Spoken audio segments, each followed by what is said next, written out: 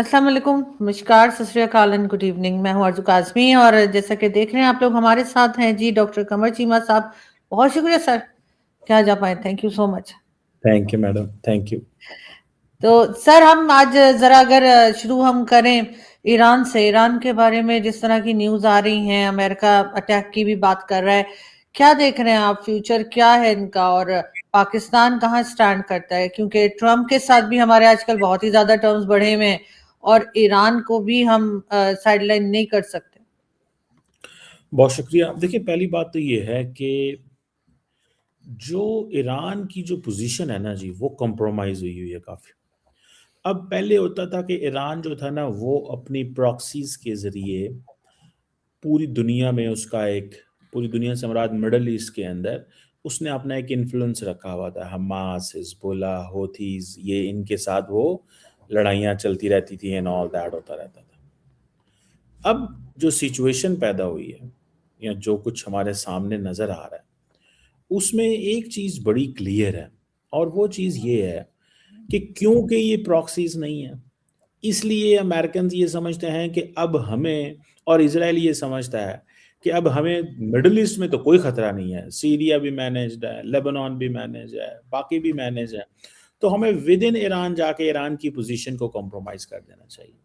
तो पहले क्या हुआ, उन्होंने हमला किया, जो जून में हुआ था, वो जंग हमने देखी और उसके बाद आप देखें फिर एक हालात जो थे वो किस तरह चले कि ईरान कमज़ोर हो गया, ईरान का एयर डिफेंस कमज़ोर हो गया। फिर अभी उसके बाद आप देखें ये प्रोटेस्ट शुरू हो गए। Again this is a strategy कि ईरान को अंदर से कमज़ोर किया जाए। ईरान की इकॉनमी पहले ही नहीं है, लोग वैसे ही तंग हैं ईरान की हुकूमत से। अच्छा, एक तरफ इकॉनमी ठीक नहीं है, लोग तंग हैं। ईरान पहले न्यूक्लियर की टॉक्स करता रहता था और लोगों को कहता था कि जनाब मेरी ये न्यूक्लियर टॉक्स हो रही हैं अमेरिकन्स के साथ, उसके बाद इकोनॉमिक हालात बेहतर हो जाएंगे, सैंक्शंस ख़त्म हो गएंगी, वो लिवरेज भी अवाम के आगे ख़त्म हो गई, गवर्नमेंट भी इकोनॉमिक डिलीवर नहीं कर पा रही, तो कुछ ऐसी सिचुएशन बन नहीं पा रही। तो इसलिए अब ईरान जो है वो अमेरिकन्स और इजराइलियों का लार्जली पर्पस ये होगा कि ईरान को हिट करें। अब उन्होंने 3-4 डिमांड रख दी हैं। वो कहते हैं जी कि पहले तो ये न्यूक्लियर प्रोग्राम में जो है ना, ये जो स्टॉक पाइल है ये ख़त्म करो, अपने मिसाइल की रेंज कम करो, आप जो है ये क्या उसे बोलते हैं, हमारे साथ टॉक्स करो कि ये जितने भी प्रॉक्सीज हैं हिजबुल्लाह, हमास, हौतीस, इनको आप सपोर्ट नहीं करोगे, न्यूक्लियर एनरिचमेंट नहीं करोगे, मतलब इस तरह की बातें उनके। तो ईरान के उन्होंने हाथ बांध रहे हैं वो, ताकि ईरान को अंदर से फिर इतना कमज़ोर कर दो कि ईरान को बाहर जाने से पहले घर में चीज़ें ठीक करनी पड़े और फिर घर में भी कुछ ऐसे हालात पैदा हो जाएं कि जहाँ पे जो मौलवी हैं, जो आयतुल्ला खामनाई है, उनकी उम्र 86 साल है, वो कमज़ोर हैं, बीमार हैं, उनका ऑल्टरनेट कौन सा है, अगर वो हिट करते हैं किसको हिट करेंगे, क्या वेनेजुएला स्टाइल ऑपरेशन करेंगे, क्या करेंगे? So there is so much. और ईरान की कैपेबिलिटी कोई नहीं है, ना तो वो इंटरनल प्रोटेस्ट को रोक सकता है, ना फॉरेन इंटरफेरेंस को रोक सकता है। तो उनका डिफेंस सिस्टम तो पहले जून में ही पिछले साल वो ख़त्म हो गया था। उनके पास मिसाइल हैं और उनके पास ड्रोन्स हैं, उसके ज़रिए वो हमले कर सकते हैं। अब वो कितना कुछ लड़ सकते हैं, क्या कर सकते हैं, दैट्स अ क्वेश्चन। लेकिन अमेरिकन्स ये समझ रहे हैं कि we should hit Iran again and so that it's never a threat again for us. जी।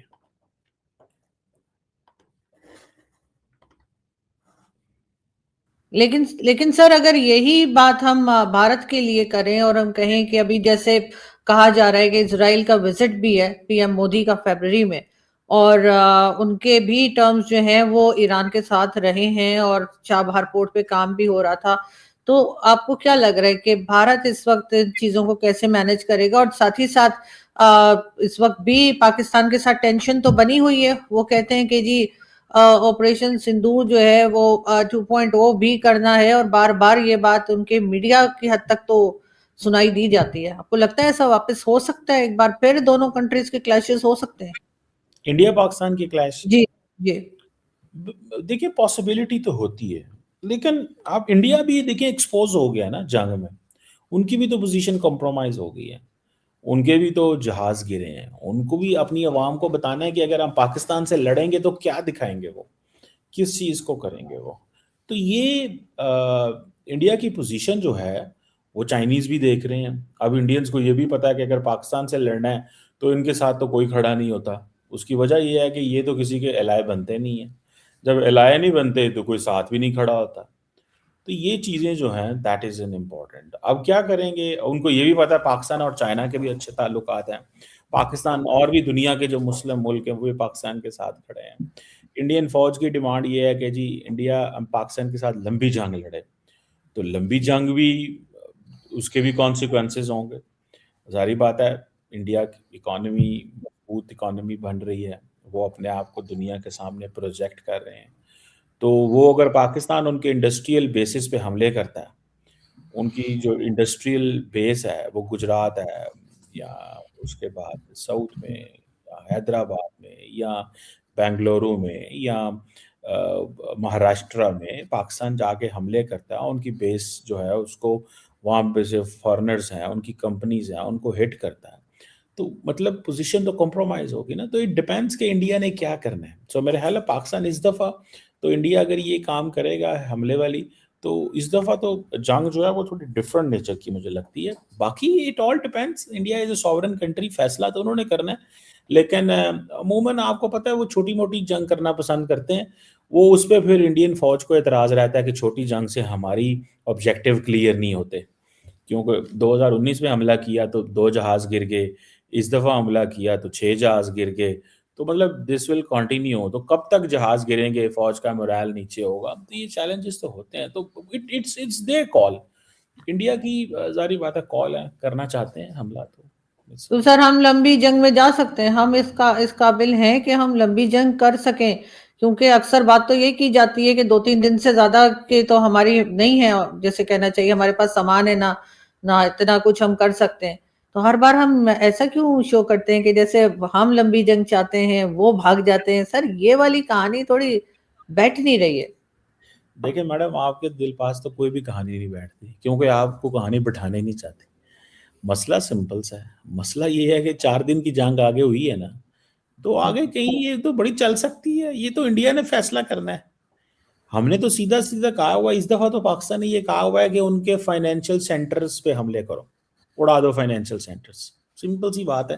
वो जब फाइनेंशियल सेंटर्स पे हमले होंगे, देखिए पिछली दफ़ा तो चीज़ें नॉर्मल-नॉर्मल चल रही थी ना, मतलब तो ठीक है। सर वो टेरर कैंप उड़ा रहे हैं, आप फाइनेंशियल सेंटर्स उड़ा रहे हैं, ये तो अजीब सी बात है ना। आप भी जाके टेरर कैंप उड़ाएं अगर कोई वहां पर है, आप फाइनेंशियल सेंटर क्यों उड़ाएंगे? वो तो यहाँ फाइनेंशियल सेंटर कोई उड़ा नहीं सकते क्योंकि हमारे यहाँ तो है ही कोई नहीं। चलिए, ये तो आप कह रही हैं ना कि नहीं है। आप जो मर्ज़ी कहते रहें, आपका क्या है, आप बादशाह हैं मुल्क की। सवाल ये पैदा होता है कि वो कह रहे हैं कि जी टेरर सेंटर, टेरर कैंप्स, वो उनका क्या है, वो तो कुछ भी कहते रहते हैं। जो वो कहते हैं दुनिया कौन सी मानती है? एक ही मुल्क दुनिया में एक ही बात करता है। या तो ना उनकी बात दुनिया भी रिपीट कर रही हो कि हाँ भाई, इन्होंने मुझे याद है जब इंडिया ने हमला किया 6-7 को, तो ट्रम्प ने कहा कि दिस इज शेमफुल। ठीक है, तो मतलब अगर वो कह रहे हैं टेरर कैंप है, तो अभी 2 हफ्ते पहले अमेरिकन फौज जो है वो पाकिस्तान की फौज के साथ काउंटर टेररिज्म एक्सरसाइजेस करके गई है। तो वो अपने best comprehensive global strategic partner से मनवा लेना ये कि भाई पाकिस्तान टेरर कैंप्स में है और वो कर रहे हैं। तो पॉइंट ये है कि वो जो टेरर कैंप नहीं है, असल में तो ये पॉलिटिकल माइलेज लेना होता है। सो प्राइम मिनिस्टर मोदी ये करते हैं कि वो इतना को फौज को टास्क देते हैं जितना को वो पॉलिटिकल माइलेज ले सके। तो वो हर 4-5 साल बाद पॉलिटिकल माइलेज लेने के लिए वो उतनी कुछ चीज़, वो उतना नैरेटिव बन जाता है। कोई कहेगा टेरर कैंप है, कोई कहेगा कुछ है, कोई कुछ है। तो वो ये चलता रहता है। तो पाकिस्तान देखें, पाकिस्तान ने जब पनिश करना होगा तो पाकिस्तान भी उनकी वो देख लेगा हमने यहाँ पे उनको पनिश करना है। तो ये तो फिर टाइम विल टेल। लेकिन सर इस वक्त तो भारत के साथ काफी लोग दिखाई दे रहे हैं। अभी जैसे मैंने कहा कि वो इजराइल भी विजिट करने जा रहे हैं पीएम मोदी, उसके बाद यूरोपियन यूनियन के साथ भी उनकी एक बड़ी लंबी चौड़ी मीटिंग हुई है और ट्रेड डील और क्या कुछ हो रहा है। तो आपको नहीं लगता कि इस वक्त जो हम समझ रहे थे पाकिस्तान में जो बताया जा रहा था जी हमने बड़ा कॉर्नर कर दिया है, ऐसा नहीं है? भारत अपना कहीं आगे की तरफ बढ़ता हुआ दिखाई दे रहा है, चाहे वो इजराइल से मीटिंग हो, चाहे ईरान के साथ टर्म्स हो। कैसे देख रहे हैं आप उनकी इस वक्त फॉरेन पॉलिसी को? देखिए, ये आपने मिक्स सा सवाल किया है। सिंपल सी हाँ तो बात सर है। आप मिक्स का जवाब दे दें सर, कोई टेंशन नहीं। नहीं, आपने सवाल थोड़ा-सा वो जिस तरह फ्रेम होना चाहिए था वो नहीं आपने फ्रेम किया। चलें, मैं पहले आपको सवाल फ्रेम करूँ या जवाब दूँ? चलें जवाब दे देता हूँ। अब सिंपल सी जो आप बात कर रही हैं ना कि इंडिया के बहुत सारे ताल्लुकात बन गए हैं। गुड, अच्छी बात है, बनाने चाहिए। तो जो फ्री ट्रेड एग्रीमेंट कर रहे हैं वो इसलिए कर रहे हैं कि पाकिस्तान के साथ लड़ाई करने के लिए, इसलिए तो नहीं कर, वो तो कर रहे हैं कारोबार करने के लिए ना। तो जंग के माहौल में तो लड़ाई, कारोबार के माहौल में तो लड़ाई नहीं अच्छी लगती ना। तो वो तो लड़ाई नहीं करना चाहते। इंडियंस अगर लड़ाई करना चाहते हो वो तो सिर्फ इतना है कि चीज को इंटरनेशनलाइज कैसे करना है। कि जेडी वैंस इंडिया के अंदर है, एक चीज ऑप्टिक्स क्रिएट हो गई, ग्रेट, आप जो है ना वो आगे की तरफ चल पड़ो। तो the point is very clear, जो मुझे नजर आता है कि इंडिया ऑप्टिक्स क्रिएट करना चाहता है। उन्होंने मई में पिछले साल किए थी, इट कुडंट वर्क। अगेन करना चाहता है, फाइन। कितने मुल्क उनके साथ हैं, मई में बता दें कितने उनके साथ थे, किसने क्या क्या कहा उनके साथ। तो it's up to them what decisions do they take. हम तो देखें, उन्होंने फैसला करना। पाकिस्तान तो एग्रेसर नहीं है ना। पाकिस्तान की तो क्लैरिटी है कि हम एग्रेशन नहीं करेंगे। वो एग्रेशन आएगा, एग्रेशन का पाकिस्तान जवाब दे देगा।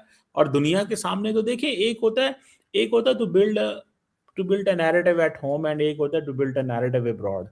इंडिया ने घर में तो बना लिया नैरेटिव विद मीडिया, जिस उस मीडिया को आप भी क्रिटिसाइज करती हैं जो उन्होंने किया था जंग के दौरान, ठीक है। अरे इंडियंस भी उसका बड़ा मजाक उड़ाते हैं। बेसिकली वो तो नहीं कह रहे थे, उनको तो जो हुक्म मिल रहा था, जो उनको कहा जा रहा था वो कर रहे थे। तो अच्छा। The point is clear here कि इंडियन जो गवर्नमेंट है उनके अगर इसराइल से अच्छे ताल्लुक हैं, दैट्स नाइस, अच्छी बात है, उनको करने चाहिए। It's about building relations. मुझे याद है इसराइल ने जब ईरान पे हमला किया था तो इंडिया ने कंडेम नहीं किया था, ठीक है। उन्होंने कहा था हमें बड़ा कंसर्न है। लेकिन इसराइल ने जब कतर पे हमला किया था तो इंडियंस ने कहा था वही कंडेम। वैसे उनको ईरान की चाबहार पोर्ट चाहिए, वैसे उनको जो है वो तेल चाहिए, वैसे बहुत कुछ चाहिए, लेकिन कंडेम नहीं करते इजरायली अटैक ऑन ईरान। तो अब तो ईरानियों को भी समझ आ गई है कि बेसिकली इसीलिए तो उन्होंने वीजा ऑन अराइवल इंडिया के बंद कर दिए 2 महीने पहले, इफ यू रिमेंबर। तो द पॉइंट इज लाइक उनको ईरान को भी पता है कि who is who and what is what. तो लेट्स सी क्या होता है इसमें। सर, हमें ईरान में कैसे लिया जाता है आपके ख्याल से? हमारे ऊपर ट्रस्ट है उनको? उनको लगता है कि अगर अमेरिका ने अटैक किया तो हम ट्रम्प का साथ नहीं देंगे? लास्ट टाइम आपको याद है कि जब जंग बंद हुई थी तो ईरानी पार्लियामेंट ने एक रेजोल्यूशन पास किया था तशक्कुर पाकिस्तान। सर, आज की बात करें ना, वो दोबारा होगा, वो वही माहौल दोबारा होगा। अब तो हम और भी ज्यादा ट्रम्प के नजदीक हो गए। मैं कहता हूँ उस वक्त तो 2 दिन पहले खाना खा के आए थे। सुने बात, हम्म। आप दरअसल आप देखिए, आपको चाहिए मसाला, मैं आपको मसाला नहीं बन पा रहा दरअसल आपका। मैं सिर्फ इतना कह रहा हूँ कि भैया ईरान की पार्लियामेंट ने कहा था तशक्कुर पाकिस्तान, कि पाकिस्तान आपका शुक्रिया। अगर तो 57 इस्लामी मुल्कों के अलावा, पाकिस्तान के अलावा भी किसी का उन्होंने शुक्रिया अदा किया था तो मुझे वो भी बता दीजिएगा। सिर्फ तशक्कुर पाकिस्तान, पाकिस्तान आपका शुक्रिया कि आपने हमारी सपोर्ट की, आप हमारे साथ खड़े रहे। कोई और मुल्क नहीं खड़ा हुआ जिस तरह हम खड़े हुए। तो ईरानी अवाम के अंदर देखिए, हमारे अमेरिका से क्या ताल्लुकात है, but when it comes to regarding the interest, regarding neighbouring country Iran, Pakistan हमेशा ईरान। आज भी शहबाज शरीफ साहब ने फोन किया, आज जब ईरान के ऊपर हमले की बातें चल रही हैं, शहबाज शरीफ ने कहा है कि हम बिल्कुल अमेरिका जो है, अमेरिका का तो नाम लेके पाकिस्तान ने कंडेम किया, इफ यू अच्छा। रिमेंबर। अच्छा, आपको तो ऐसी बातें नहीं ना अच्छी लगती जहाँ पे पाकिस्तान सर, मजबूत ट्रम्प ने होता फिर क्या कहा सर? आपने मतलब तो ट्रम्प। आपने तो देखे, अभी तो मुझे पता है मुश्किल काम है आजकल, मतलब चीजें करना। द रीजन बिहाइंड इज, आपको तो नहीं आजकल चीजें मुनासिब लग रही है ना कि ये पाकिस्तान ने, अच्छा ये पाकिस्तान ने ये किया था। आप नहीं सारा सर, दिन बहुत बड़ी बात है सर, अगर इन्होंने अमेरिका को ऐसे खरी खरी सुनाई है, वाकई में सर ये तो आपको, कमाल हो गया। हाय हाय हाय, आपको यही तो मैडम आपको पता ही नहीं है ना। मुझे ये बताएं कि जब लास्ट टाइम ईरान के ऊपर हमला हुआ था तो पाकिस्तान ने कंडेम किया था अमेरिकन स्ट्राइक। तो किस मुल्क लेकिन ने किया कंडेम? सुने ना, किस मुल्क ने कंडेम किया था? जो ईरान की चाबहार पोर्ट के अंदर इन्वेस्टमेंट कर रहा है, क्या उसने कंडेम किया था? नहीं किया था, सिर्फ पाकिस्तान ने किया था। सो बोल्ड फॉरेन पॉलिसी है, मतलब इतना तो बनता है, इतनी तो सर अब अभी भी हम वही करेंगे, अभी भी मतलब हम ट्रम्प को ये बात पता है सर, सर ट्रम्प को पता है हम ईरान का साथ देंगे। मैडम आप भी थोड़ा अपना दिल खुला रखा करें, मतलब नहीं पाकिस्तान नहीं की सर, तारीफ की खुशी, थोड़ा खुशी नहीं मनाया सर करें। बहुत खुशी है मुझे कि हमने ट्रम्प को, ये तो वही बात हो गई जो इमरान खान ने कही थी, एब्सोल्युटली नॉट। क्या ऐसा कुछ कह दिया ट्रम्प को हमने? देखिए बात अगर सुने, उन्होंने, अगर वो कहेंगे ईरान के लिए आप हमारा साथ दें या अपनी बेसिस दें या किसी तरीके से भी साथ दें, तो क्या हम कह सकेंगे ट्रम्प को एब्सोल्युटली नॉट? देखिए आप मुझे ये बताएं, अमेरिका को हमारी बेसिस क्यों चाहिए?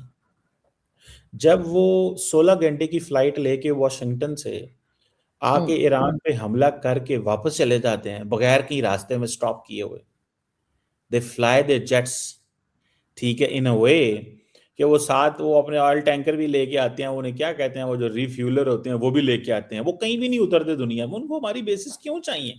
और अभी तो उनके इतने बड़े एयरक्राफ्ट कैरियर आ गए हैं यहाँ पे, तो वो जेरल्ड फोर्ड और पता नहीं क्या क्या, उसके ऊपर 100 तो F-38 खड़ा हुआ है, सर हम ईरान, F-35 हम अपने, खड़ा सर हुआ हम है, हमें फोर्सेस क्यों? भेजें ईरान, ईरान को, जैसे सर हम वहां भेज रहे थे हमास के लिए, तो सर यहाँ ईरान के लिए फोर्सेस को भेजा जाएगा कि जाकर अमेरिकन के साथ लड़ें सर? क्यों? क्या होना आपने चाहिए सवाल, ना। सवाल क्या किया आपने, दोबारा जरा करें। सर मैं ये सवाल कर रही हूँ कि अगर उस पे ईरान पे अटैक हो जाता है, तो क्या पाकिस्तान से फोर्सेस भेजी जाएंगी ईरान की मदद करने, जैसे हम बाकी जगह के लिए ऑफर करते रहते हैं? नहीं, आपने पहले एक और जगह का नाम लिया है। कौन सी जगह का नाम लिया? आपने मैंने कहा हम कि जी जी बोले।